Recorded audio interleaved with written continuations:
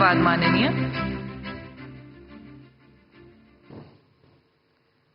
आज हम भारतीय रिजर्व बैंक के 9 दशकों की विलक्षण यात्रा के उत्सव को अविस्मरणीय बनाने हेतु यहाँ एकत्रित हुए हैं। आज हम भारतीय रिजर्व बैंक का ऐसा रूप देख रहे हैं जो अभूतपूर्व बदलाव के मंथन से गुजरा है। अपनी इस यात्रा के दौरान रिजर्व बैंक ने कई महत्वपूर्ण निर्णय लिए, अनेक चुनौतियों का सामना भी किया। वह स्थिरता, विश्वास और विकास के अपने मूल सिद्धांतों पर हमेशा अटल रहा। आज के दिवस के उपलक्ष्य में रिजर्व बैंक वित्तीय प्रणाली में स्थिरता और विश्वास बनाए रखने और भारत की विकास यात्रा का समर्थन करने के प्रण की ओर खुद को नई ऊर्जा और उत्साह के साथ फिर से समर्पित करता है। इसी के साथ हम रिजर्व बैंक गवर्नर से आग्रह करते हैं कि कृपया अपना स्वागत संबोधन दें।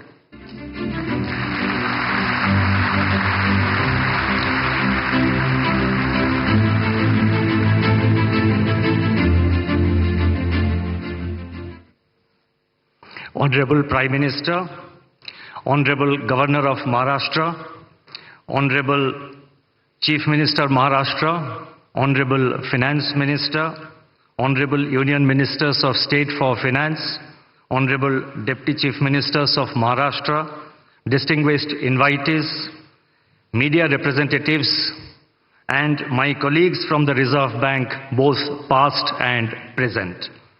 Today, the Reserve Bank of India enters the 90th year from its establishment on April 1, 1935. The journey of the Reserve Bank over the last 9 decades has been one of efficient functioning and contribution to the nation's progress. On this momentous occasion, it's my proud privilege on behalf of the Reserve Bank of India to welcome the Honorable Prime Minister to this commemorative event. Sir, your presence here amidst your very busy schedule is a source of great inspiration to all of us in the Reserve Bank.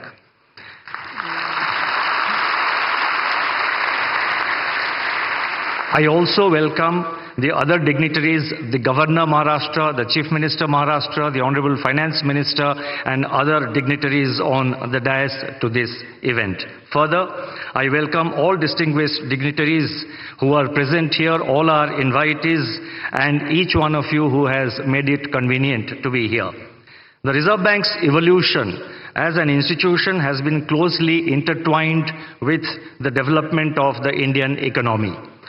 From being a central bank primarily concerned with allocation of scarce resources during the planning period, the Reserve Bank has transitioned into being an enabler for the market economy.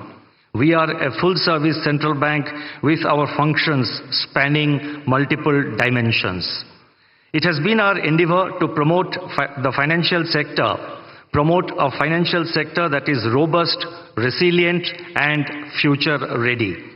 The path-breaking structural reforms, such as the enactment of the Insolvency and Bankruptcy Code and the adoption of flexible inflation targeting in the recent years, have helped us to deal with the challenges in the banking system and the task of maintaining price stability more effectively. Given the rapid changes taking place in today's world, especially in the areas of technology, innovation, business practices, and growing complexities in the financial sector, the Reserve Bank is constantly evaluating the emerging trends and taking necessary policy measures to remain in sync with the changing times. Our effort is to anticipate situations and take proactive measures. The global turmoil arising from the COVID-19 pandemic and the ongoing geopolitical hostilities have tested the resilience of every economy in the world, including India. The well-calibrated and coordinated monetary and fiscal policies adopted in our country went a long way in shielding our economy from these shocks and helped us to emerge even stronger than before. It's a matter of satisfaction that today our GDP growth is robust, inflation is moderating, the financial sector is stable, the external sector remains resilient, and the forex reserves are at an all-time high. Over the years, the Reserve Bank has emerged as a symbol of stability, resilience, and commitment to the welfare of our citizens. This has been possible due to the contributions made by generations of the team RBI. As we move towards RBI at 100, the Reserve Bank remains focused on ensuring a stable and strong financial system that would act as a bedrock for our country's economic progress. With these words, let me once again welcome the Honorable Prime Minister and the other dignitaries present in the dais and each one of you who is present here in the audience to this commemorative event of 90 years of the Reserve Bank. Thank you. Namaskar.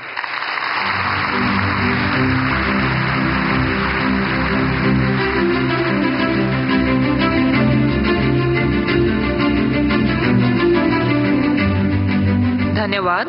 अब हमारा आग्रह है माननीय वित्त मंत्री महोदया श्रीमती निर्मला सीतारमण जी से कि कृपया अपना विशेष संबोधन दें।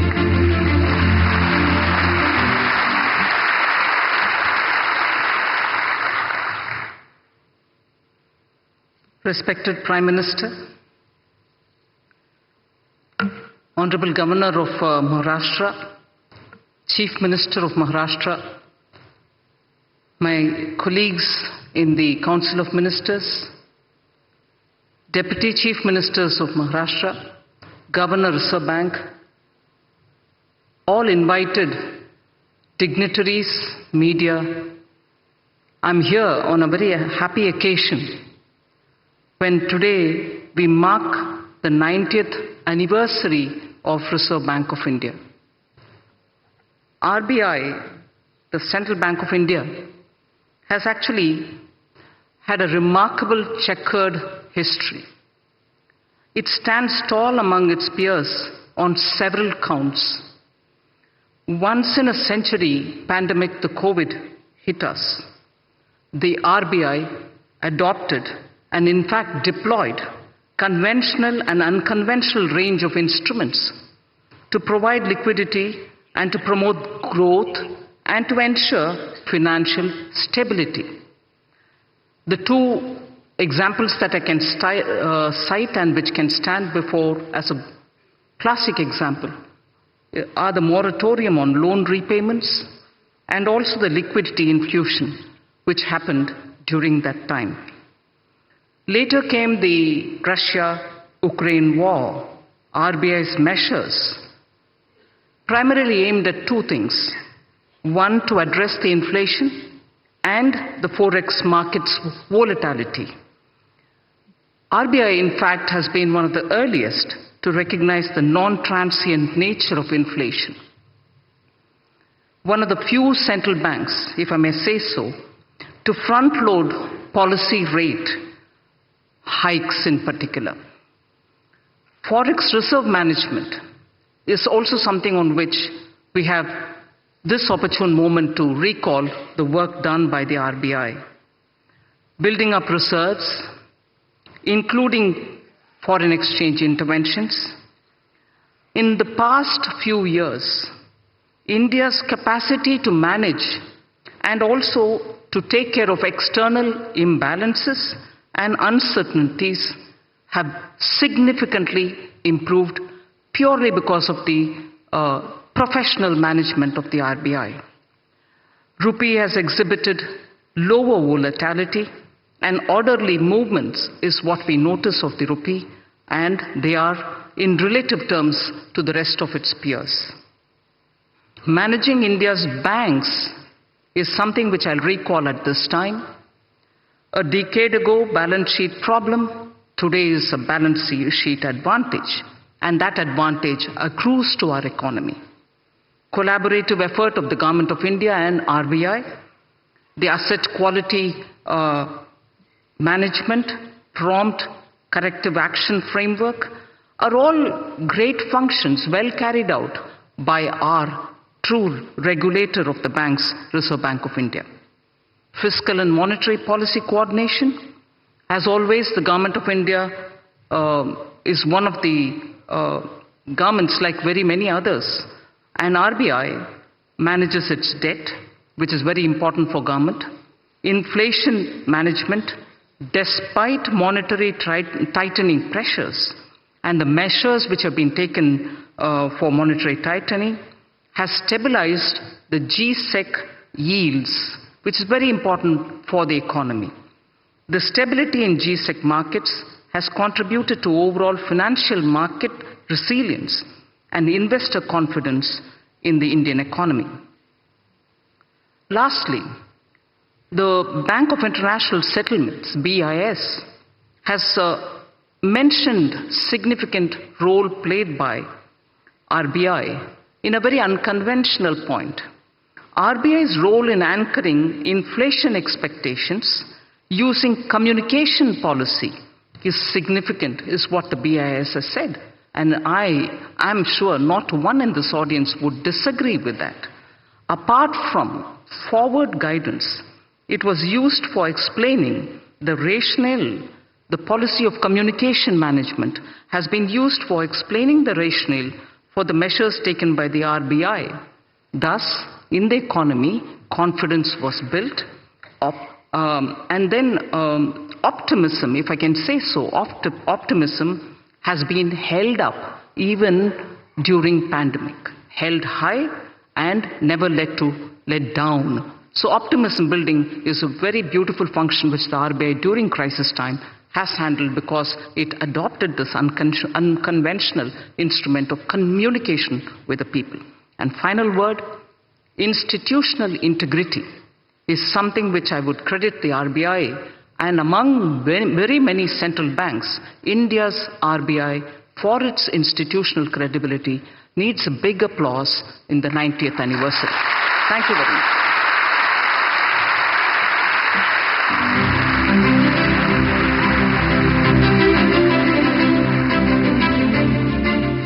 धन्यवाद माननीय, आपके मार्गदर्शन के लिए।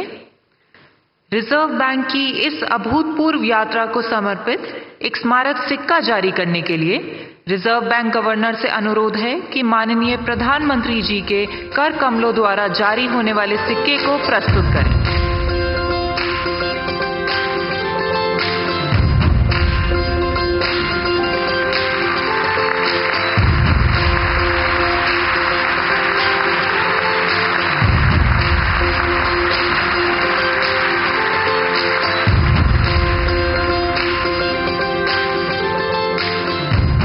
बहुत बहुत धन्यवाद माननीय।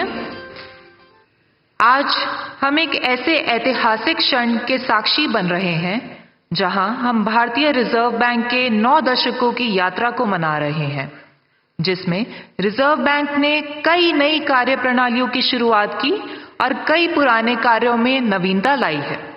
आइए देखते हैं इस यात्रा को दर्शाते हुए एक लघु film.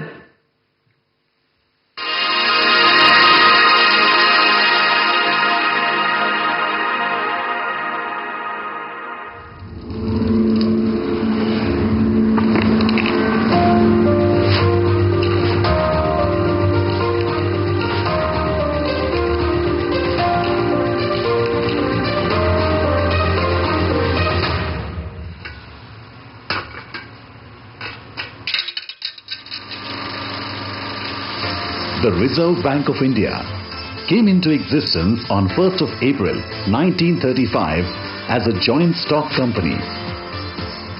It was nationalized in 1949. Over the last 9 decades, through its multifarious functions, the RBI has played a crucial role in the development of Indian financial sector and the economy. As the currency issuer of the country, the RBI has ensured supply of good quality banknotes. It has achieved near self-sufficiency in printing and sourcing of security features of banknotes by setting up of currency printing presses, paper manufacturing units and in-house ink factory. Being the banker and debt manager to the central and state governments, the Reserve Bank has managed their market borrowing programs and facilitated development of the government securities market, introduction of new instruments, strengthening market infrastructure and expanding the participant base, including retail investors, have ensured deepening of financial markets. India's monetary policy framework has evolved from monetary targeting to flexible inflation targeting, which was introduced in 2016. This was a major structural reform and has fostered price stability. RBI's monetary policy decisions are backed by its robust research and data analysis. The Reserve Bank is also responsible for the country's foreign exchange and reserves management. Its role has evolved over the years from being a regulator to a facilitator in an environment of market-determined exchange rates. A number of measures have been taken to simplify foreign exchange regulations for facilitating investment and trade. As the regulator and supervisor of a large part of the financial sector, the RBI has played a crucial role in promoting a sound and efficient financial system in the country. The regulatory and supervisory architecture of the financial system has been comprehensively restructured in the recent years. As a part of its commitment to financial inclusion, the Reserve Bank's policy on priority sector lending and many other measures has channelized credit to the needy sectors of the economy. This has given a strong fillip to financial inclusion. To strengthen customer protection and grievance redress mechanisms, the scope of Banking Ombudsman Scheme has been gradually widened. The Reserve Bank Integrated Ombudsman Scheme embodies the One Nation, One Ombudsman approach. India now has state-of-the-art payment systems that are affordable, accessible, convenient, safe and secure. The country has acquired a leadership position in digital payments landscape. As a regulator of the payment system, the RBI has played a significant role on making this possible. As part of promoting responsible innovations in financial services, the regulatory sandbox of the Reserve Bank provides a platform for developing solutions with focus on innovation and research in the fintech space. Giving further fillip to innovation, the RBI has taken a pioneering role among central banks by introducing the digital rupee, the central bank digital currency, in 2022 as a pilot project. The RBI has also been an institution builder in niche areas of the financial services sector. In its 90 years journey, the Reserve Bank has navigated through turbulent times with commitment and determination. This was prominently visible during the COVID-19 pandemic and the war in Ukraine. India's financial system and the economy have emerged stronger from these unprecedented global shocks. As we commemorate 90 years of the RBI, we rededicate ourselves to building a robust financial system that is future-ready and contributes to the well-being of our country and the people.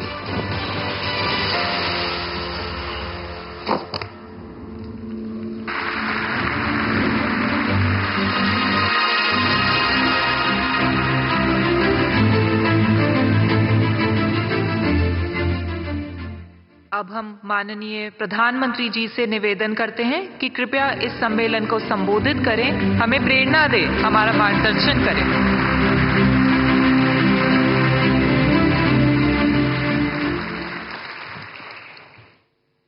Maharashtra के राज्यपाल श्री रमेश बैस जी, मुख्यमंत्री श्रीमान एकनाथ शिंदे जी, मंत्रिमंडल के मेरे सहयोगी निर्मला सीतारामन जी, भागवत कराड़ जी, पंकज चौधरी जी, महाराष्ट्र सरकार के उप मुख्यमंत्री देवेंद्र जी अजीत जी, रिजर्व बैंक के governor Shaktikanta Das ji, reserve bank of India के अधिकारी, अन्य महानुभाव, देवी और सज्जनों, आज भारत का रिजर्व बैंक एक ऐतिहासिक पड़ाव पर पहुंचा है। आरबीआई ने अपने 90 इयर्स पूरे किए हैं। एक संस्थान के रूप में आरबीआई आजादी के पहले और आजादी के बाद दोनों ही कालखंड का गवाह है। आज पूरी दुनिया में आरबीआई की पहचान उसके प्रोफेशनलिज्म और कमिटमेंट की वजह से बनी है। मैं आप सभी को रिजर्व बैंक ऑफ इंडिया के सभी कर्मचारियों और अधिकारियों को आरबीआई की स्थापना के 90 इयर्स की बधाई देता हूं।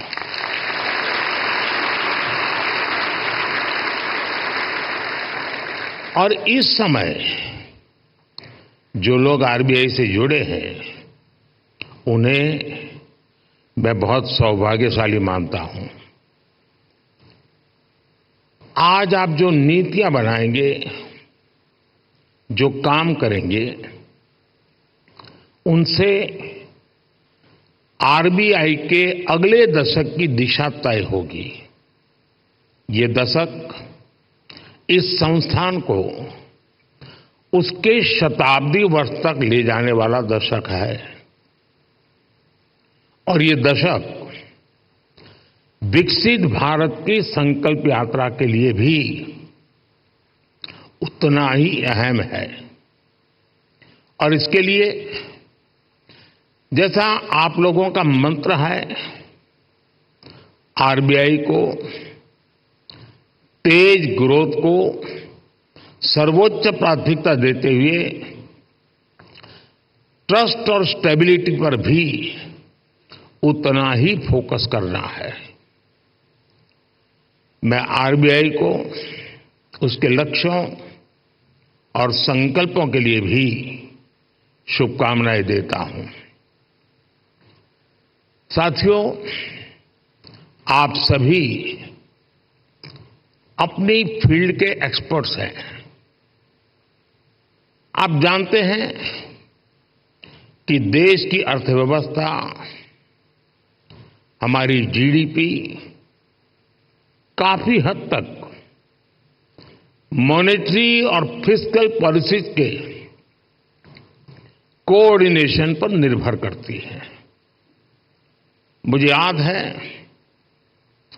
जब 2014 में रिजर्व बैंक के 80वें वर्ष के कार्यक्रम में आया था, तब हालात एकदम अलग थे। भारत का पूरा बैंकिंग सेक्टर समस्याओं और चुनौतियों से जूझ रहा था। एनपीए को लेकर, भारत के बैंकिंग सिस्टम की स्टेबिलिटी और उसके भविष्य को लेकर हर कोई आशंका से भरा हुआ था। हालात इतनी खराब थी कि पब्लिक सेक्टर बैंक्स देश की आर्थिक प्रगति को जरूरी गति नहीं दे पा रहे थे। हम सभी ने वहां से शुरुआत की और आज देखिए, आज भारत के बैंकिंग सिस्टम को दुनिया में एक स्ट्रांग और सस्टेनेबल सिस्टम माना जा रहा है।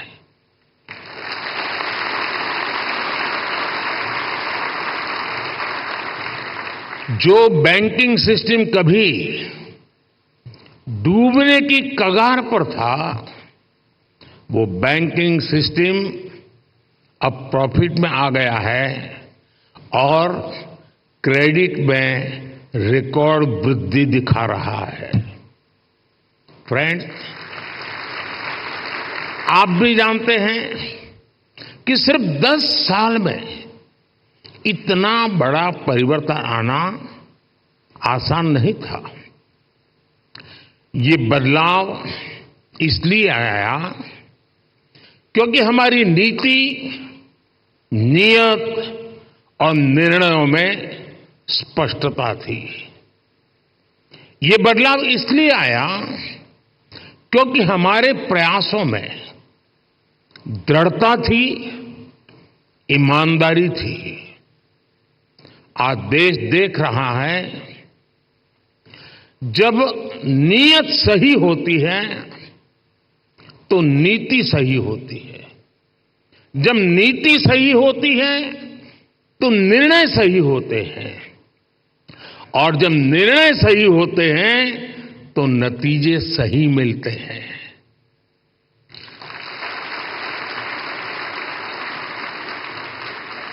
इन शॉर्ट, मैं यही कहना चाहता हूं, नीयत सही तो नतीजे सही।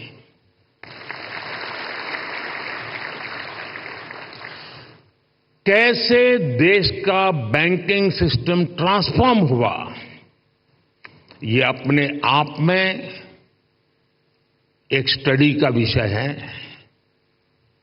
हमने कोई भी सिरा ऐसा नहीं था जिसे ऐसे ही छोड़ दिया हो। हमारी सरकार ने रिकॉग्निशन, रिजोल्यूशन और रिकैपिटलाइजेशन की रणनीति पर काम किया। पब्लिक सेक्टर बैंक के हालात सुधारने के लिए सरकार ने करीब 3.5 लाख करोड़ का कैपिटल इन्फ्यूजन किया और साथ ही गवर्नेंस संबंधी कई रिफॉर्म्स भी किए।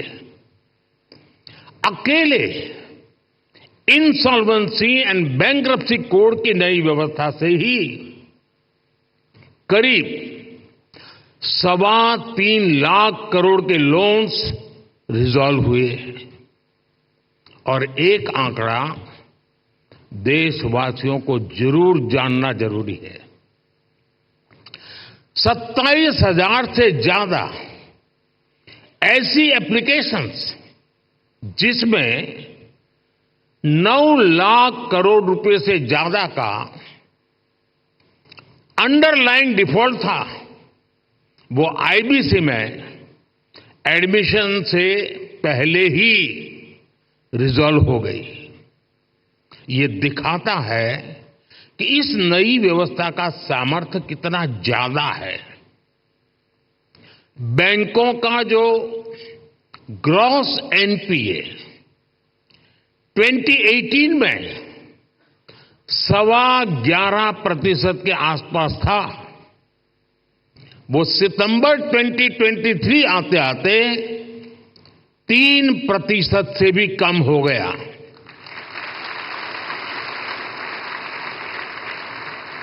आज ट्विन बैलेंस शीट की समस्या अतीत का हिस्सा हो चुकी है। आज बैंक की क्रेडिट ग्रोथ 15% तक हो गई है और मैं इन सभी उपलब्धियों में आरबीआई की सहभागीदारी और प्रयासों की भी बहुत बड़ी भूमिका रही है और वो बधाई के पात्र हैं। साथियों, आरबीआई जैसे संस्थान के बारे में चर्चा अक्सर फाइनेंशियल डेफिनेशन और कठिन टर्मिनोलॉजीज तक ही सीमित रह जाती है। आपका कार्य जितना जटिल है उसमें यह स्वाभाविक भी है, लेकिन आप जो काम करते हैं उससे देश के सामान्य मानव का जीवन सीधे तौर पर प्रभावित होता है। बीते 10 वर्षों में हमने सेंट्रल बैंक, बैंकिंग सिस्टम और अंतिम पायदान पर खड़े व्यक्ति के बीच इस कनेक्ट को हाईलाइट किया है। गरीबों का फाइनेंशियल इंक्लूजन आज इसका बहुत बड़ा उदाहरण है। आज देश में 52 करोड़ जनधन खाते हैं। इनमें भी 55% से ज्यादा खाते महिलाओं के नाम पर है।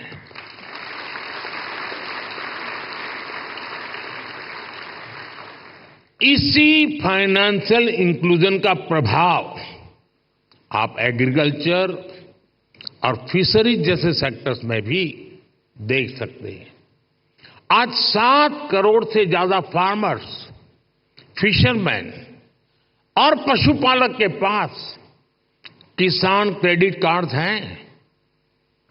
इससे हमारी रूरल इकोनॉमी को एक बहुत बड़ा पुश मिला है। कोऑपरेटिव सेक्टर को भी पिछले 10 वर्षों में बड़ा बूस्ट मिला है। सहकारिता में कोऑपरेटिव बैंक की एक बहुत बड़ी भूमिका होती है और ये रिजर्व बैंक के रेगुलेशन और सुपरविजन का एक महत्वपूर्ण क्षेत्र भी है। यूपीआई आज एक ग्लोबली रिकॉग्नाइज्ड प्लेटफॉर्म बन चुका है। इस पर हर महीने 1200 करोड़ से ज्यादा ट्रांजैक्शन हो रहे हैं। अभी आप लोग सेंट्रल बैंक डिजिटल करेंसी पर भी काम कर रहे हैं। यानी पिछले 10 वर्षों में हुए ट्रांसफॉर्मेशन की एक तस्वीर ये भी है। एक दशक के भीतर ही हम पूरी तरह से एक नई बैंकिंग व्यवस्था, एक नई अर्थव्यवस्था और नए करेंसी एक्सपीरियंस में प्रवेश कर चुके हैं। और जैसा मैंने पहले कहा है, पिछले 10 साल में जो हुआ वो तो सिर्फ ट्रेलर है।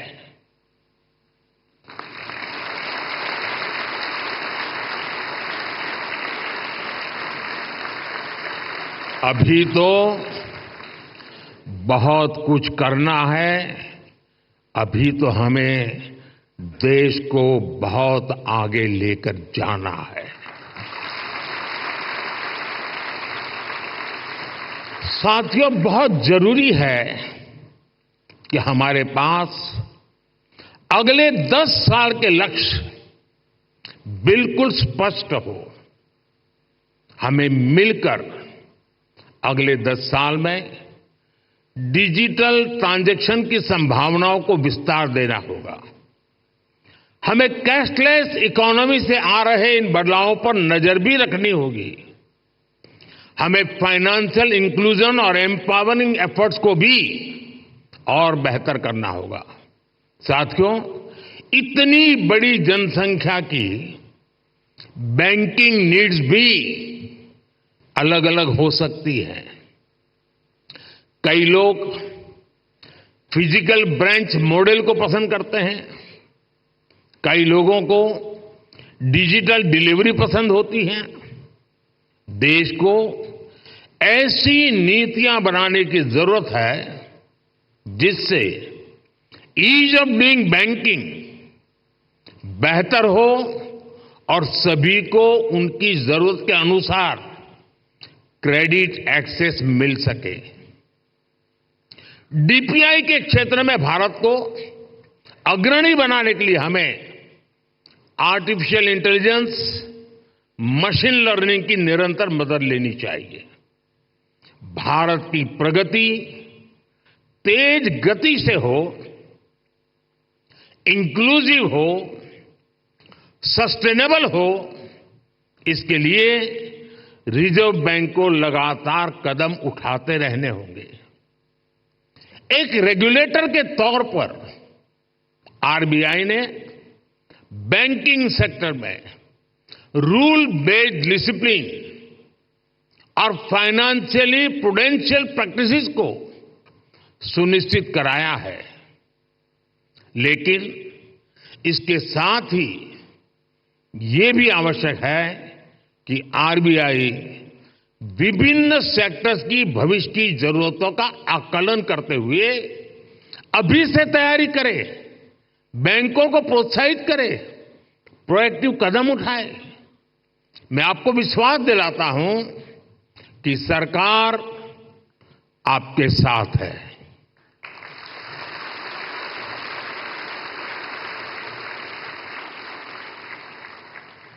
आपको याद होगा 10 साल पहले डबल डिजिट की महंगाई से निपटने का रिफ्लेक्शन तब की फाइनेंशियल पॉलिसीज में नहीं दिखता था। इससे निपटने के लिए हमारी सरकार ने रिजर्व बैंक ऑफ इंडिया को इन्फ्लेशन टारगेटिंग का अधिकार दिया।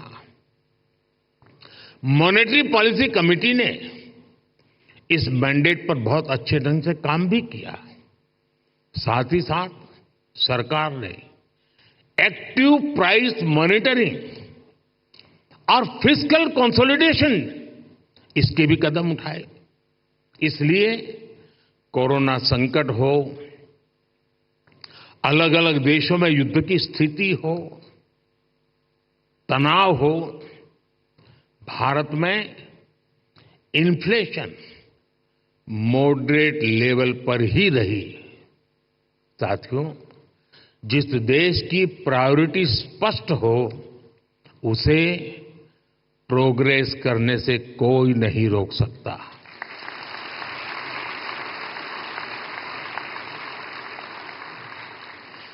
हमने कोरोना के दौरान फाइनेंशियल प्रूडेंस की चिंता भी की और सामान्य नागरिक के जीवन को भी सर्वोच्च प्राथमिकता दी।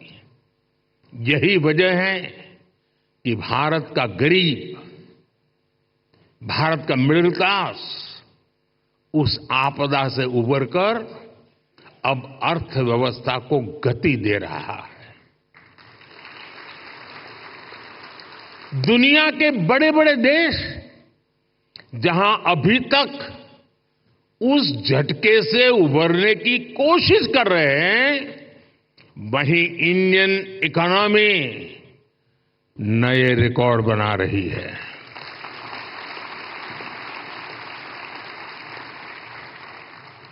भारत की सफलता को आरबीआई वैश्विक स्तर पर ले जा सकता है।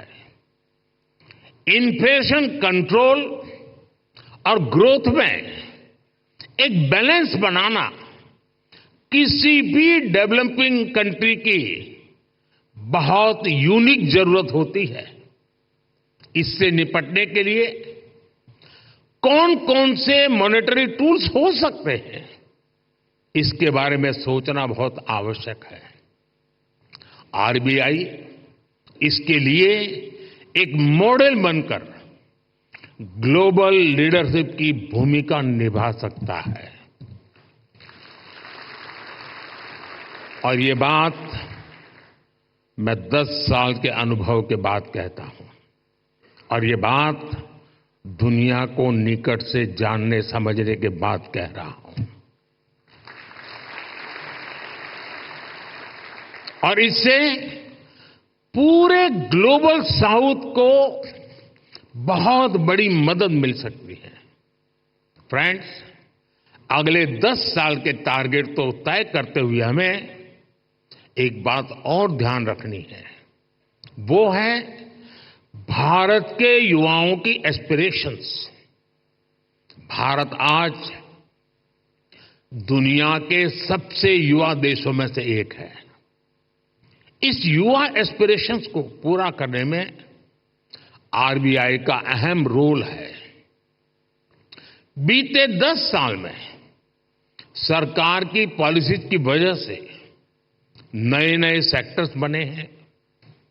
इन सेक्टर्स में देश के युवाओं को नए अवसर मिल रहे हैं।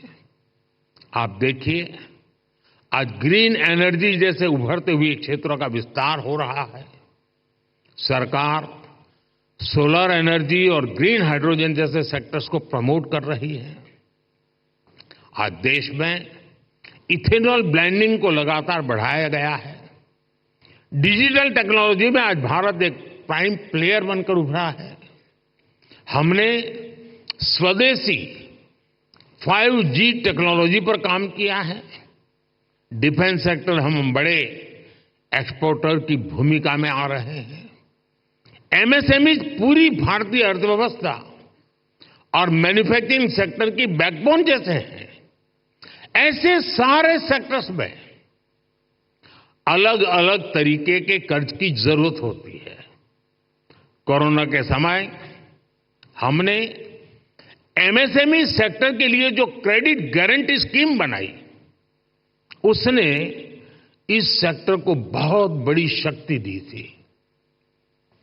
रिजर्व बैंक को भी आगे out of the box policies के बारे में सोचना होगा। और मैंने देखा है हमारे शक्तिकांत जी आउट ऑफ बॉक्स सोचने में माहिर है।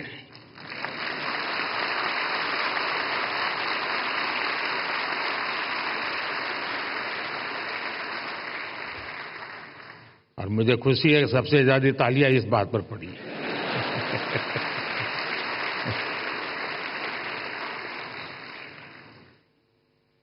विशेषकर नए सेक्टर्स में हमारे युवाओं को पर्याप्त क्रेडिट अवेलेबिलिटी मिले, ये सुनिश्चित किया जाना बहुत जरूरी है। साथियों, 21वीं सदी में इनोवेशन का बहुत महत्व रहने वाला है। सरकार इनोवेशन पर रिकॉर्ड इन्वेस्ट कर रही है। आपने देखा है अभी अभी हमने जो इंटरिम बजट दिया, उसमें इनोवेशन के लिए 1 लाख करोड़ रुपए का रिसर्च फंड भी बनाया है। कटिंग एज टेक्नोलॉजी पर जो प्रपोजल आएंगे, जो लोग इस क्षेत्र में काम करना चाहते हैं, हम उनके लिए कैसे प्रिपेयर हो, ये सोचना बहुत आवश्यक है। और आरबीआई को अभी से सोचना चाहिए कि वो कैसे उनकी मदद करेगा। हमें ऐसे लोग पहचानने होंगे, हमें ऐसी टीम्स बनानी होगी जो परंपरागत कारोबार हैं, जो आने वाले विषय हैं, हमें उन्हें लेकर एक्सपर्टीज डेवलप करनी चाहिए।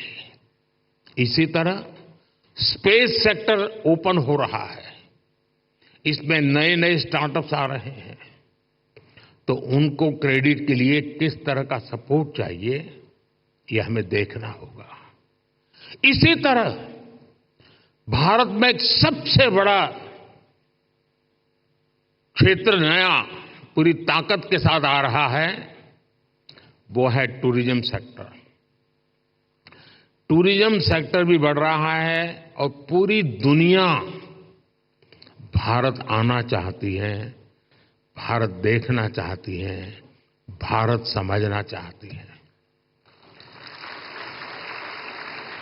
अभी कहीं मैंने पढ़ा था, जो ये टूरिज्म के एक्सपर्ट होते हैं, उनका कहा है कि आने वाले वर्षों में रिलीजियस टूरिज्म में दुनिया का सबसे बड़ा कैपिटल अयोध्या बनने वाला है।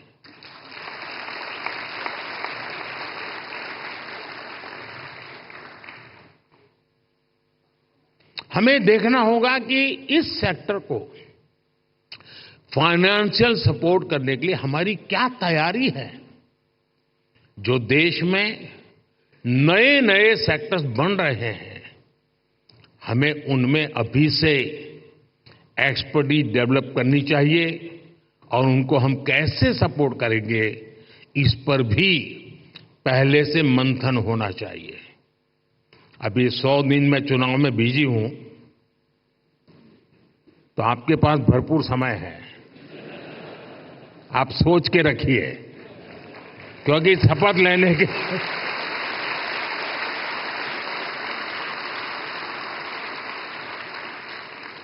क्योंकि शपथ लेने के दूसरे दिन ही धमाधम काम आने वाला है।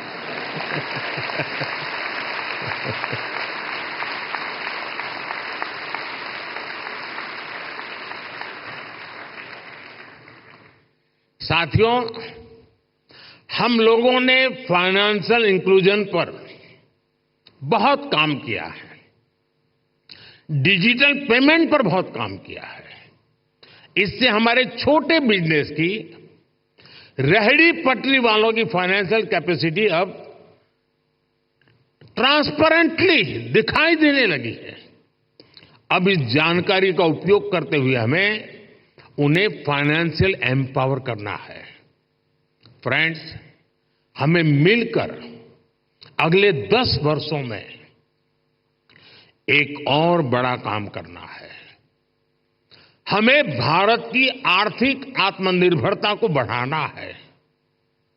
हमें कोशिश करनी है कि हमारी इकोनॉमी दुनिया के संकटों से कम प्रभावित हो। आज भारत ग्लोबल जीडीपी ग्रोथ में 15% के साथ ग्लोबल ग्रोथ का इंजन बन रहा है। इन स्थितियों में ये प्रयास होना चाहिए कि हमारा रुपया पूरी दुनिया में ज्यादा एक्सेसिबल भी हो, एक्सेप्टेबल भी हो। एक और ट्रेंड जो बीते कुछ वर्षों में पूरी दुनिया में देखने को मिला है, वो है बहुत ज्यादा आर्थिक विस्तार और बढ़ता हुआ कर्ज। कई देशों का प्राइवेट सेक्टर डेट तो उनकी जीडीपी के 2 गुने तक पहुंच गया है। कई देशों का डेट लेवल उस देश के साथ साथ पूरी दुनिया की अर्थव्यवस्था को प्रभावित करता है। रिजर्व बैंक को इस पर भी एक स्टडी करनी चाहिए। भारत की ग्रोथ के जितने प्रॉस्पेक्ट्स और पोटेंशियल है, उसको ध्यान में रखते हुए क्रेडिट की कितनी उपलब्धता होनी चाहिए और उसको कैसे सस्टेनेबल तरीके से मैनेज किया जाना चाहिए, इसे आधुनिक परिप्रेक्ष्य में तय किया जाना बहुत आवश्यक है। साथियों, देश के लिए जरूरी प्रोजेक्ट्स को फंडिंग देने के लिए हमारी बैंकिंग इंडस्ट्री को उसके आगे बढ़ना भी उतना ही जरूरी होगा। और इस आवश्यकता के बीच आज कई मोर्चों पर चुनौतियां भी हैं। एआई और ब्लॉकचेन जैसी नई तकनीकों ने बैंकिंग के तरीकों बदला है। पूरा तरीका बदल गया। बढ़ती डिजिटल बैंकिंग की व्यवस्था में साइबर सिक्योरिटी की भूमिका बहुत अहम हो गई है। फिनटेक में होने वाले नए इनोवेशंस बैंकिंग के नए तरीके बनाने जा रहे हैं। ऐसी परिस्थितियों में देश के बैंकिंग सेक्टर में, उसके स्ट्रक्चर में क्या बदलाव जरूरी है, इस पर हमें सोचना होगा। इसमें हमें नए financing, operating and business models की आवश्यकता हो सकती है। ग्लोबल चैंपियंस की क्रेडिट जरूरतों से लेकर रेहड़ी पटरी वालों तक की जरूरत को, कटिंग एज सेक्टर से लेकर ट्रेडिशनल सेक्टर्स तक की जरूरतों को हम पूरा कर सकें, ये विकसित भारत के लिए बहुत जरूरी है। विकसित भारत के बैंकिंग विजन के इस पूरे अध्ययन के लिए रिजर्व बैंक बहुत उपयुक्त संस्था है। आपके ये प्रयास 2047 के विकसित भारत के निर्माण के लिए बहुत अहम होंगे। एक बार फिर आप सबको मेरी बहुत बहुत शुभकामनाएं। धन्यवाद।